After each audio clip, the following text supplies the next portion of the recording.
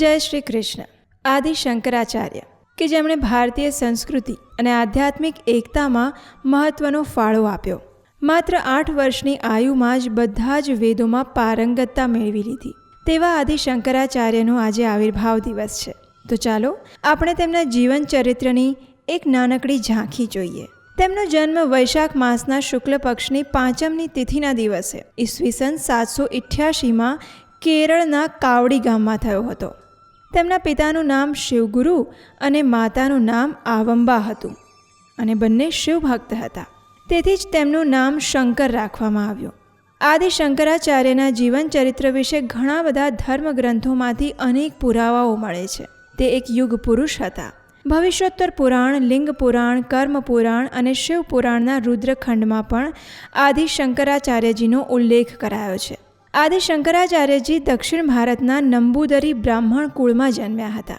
આ વંશના બ્રાહ્મણ એ આજના સમયમાં બદ્રીનાથ મંદિરના રાવળ છે અને 4 પીઠોમાંથી જ્યોતિર્મઠના શંકરાચાર્યની ગાદી પર નંબૂદરી બ્રાહ્મણ જ વિરાજેલા છે.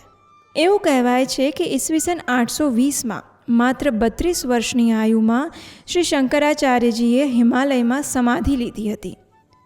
શ્રી શંકરાચાર્યજીએ સંપૂર્ણ ભારતની યાત્રા કરી અને ભારતની સંસ્કૃતિ અને આધ્યાત્મિક એકતા માટે વિશેષ વ્યવસ્થાઓ કરી હતી. સંપૂર્ણ ભારતનું ભ્રમણ કરતાં કરતાં 4 દિશાઓમાં તેમણે 4 પીઠોની સ્થાપના કરી, જેમને મઠ તરીકે પણ ઓળખવામાં આવે છે અને જે આજના 4 ધામ છે. જે ગોવર્ધનપુરી મઠ છે તે જગન્નાથપુરીમાં આવેલો છે. શૃંગેરી પીઠ રામેશ્વરમમાં છે. શારદા મઠ દ્વારિકામાં છે અને જ્યોતિર્મઠ બદ્રીનાથ ધામમાં આવેલો છે. જેમાં તેમણે ઉત્તર ભારતના હિમાલયમાં સ્થિત બદ્રીનાથ ધામમાં દક્ષિણ ભારતના બ્રાહ્મણ પૂજારી અને દક્ષિણ ભારતના મંદિરોમાં ઉત્તર ભારતના પૂજારીને રાખ્યા હતા. તે જ રીતે પશ્ચિમ ભારતના મંદિરોમાં તેમણે પૂર્વ ભારતના બ્રાહ્મણ અને પૂર્વ ભારતના મંદિરમાં પશ્ચિમ ભારતના બ્રાહ્મણ પૂજારી રાખ્યા હતા.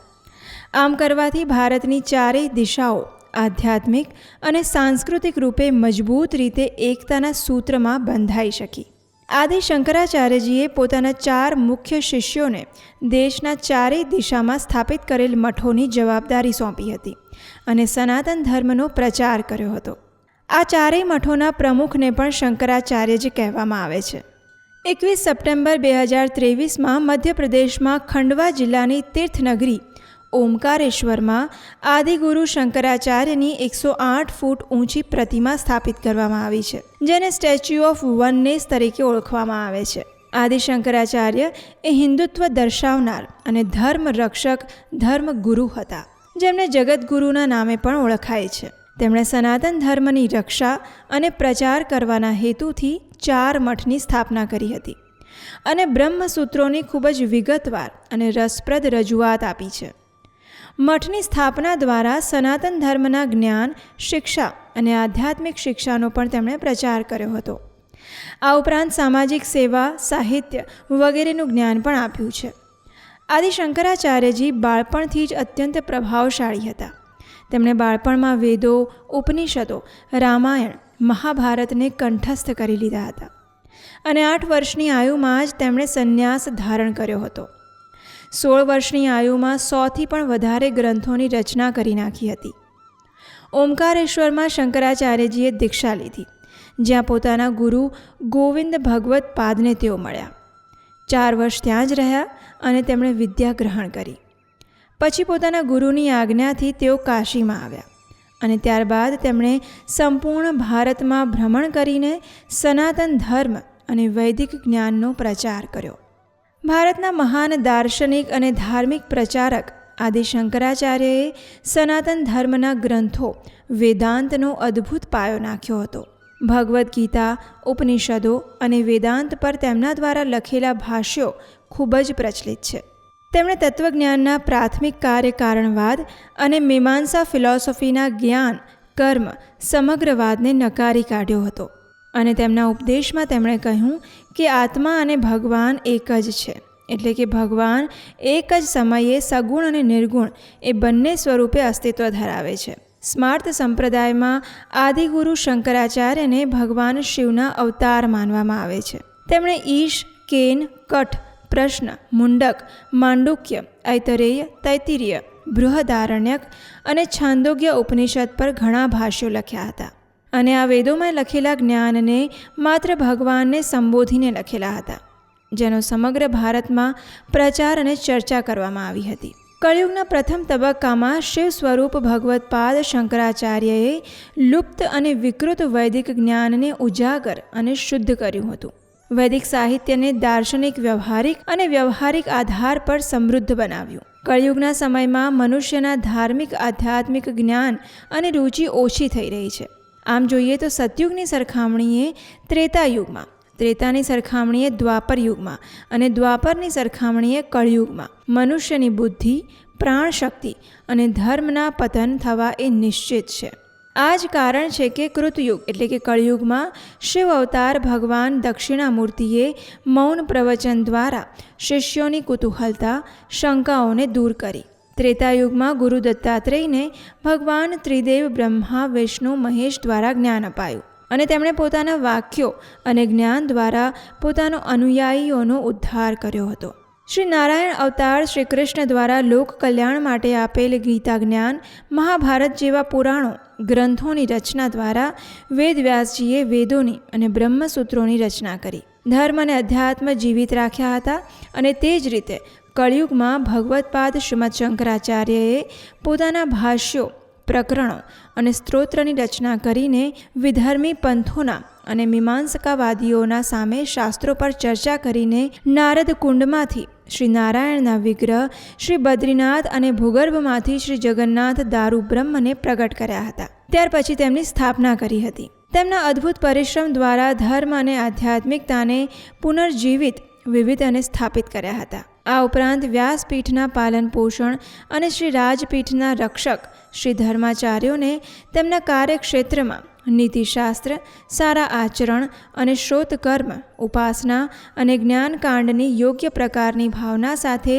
ભ્રમણ કરવાની સલાહ શંકરાચાર્યજીએ આપી હતી. અને દરેકમાં ધર્મનું જ્ઞાન પ્રજ્વલિત કરવા, ધર્મરાજ્યની સ્થાપના કરવા અને પોતાના સંવાદો દ્વારા વ્યાસપીઠ અને રાજપીઠ વચ્ચે સુમેળ જાળવવાની પણ પ્રેરણા આપી હતી. શ્રી શંકરાચાર્યજી જાણતા હતા કે બ્રહ્મ તેજ અને ક્ષત્રિય બળના જોડાણથી બધા જ શુભ કળિયુગના સિદ્ધિ નિશ્ચિત છે.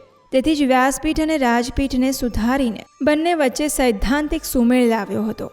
દસનામી ગોસાઈ ગોસ્વામી જેમ કે સરસ્વતી ગિરી, પુરી, બાણ, પર્વત, અરણ્ય, સાગર, નાથ, તીર્થ, આશ્રમ અને ભારતી અટક સાથે ગોસાઈ, ગોસ્વામી તેમના આધ્યાત્મિક અનુગામી માનવામાં આવે છે અને તેમની મુખ્ય સામાજિક સંસ્થાનું નામ આંતરરાષ્ટ્રીય જગતગુરુ છે. શ્રી શંકરાચાર્યજીએ સમગ્ર ભારતમાં મંદિરો અને શક્તિપીઠોની પુનઃસ્થાપના કરી હતી. નીલ પર્વત પર આવેલ ચંડીદેવી મંદિરની સ્થાપના તેમના દ્વારા જ કરવામાં આવી છે.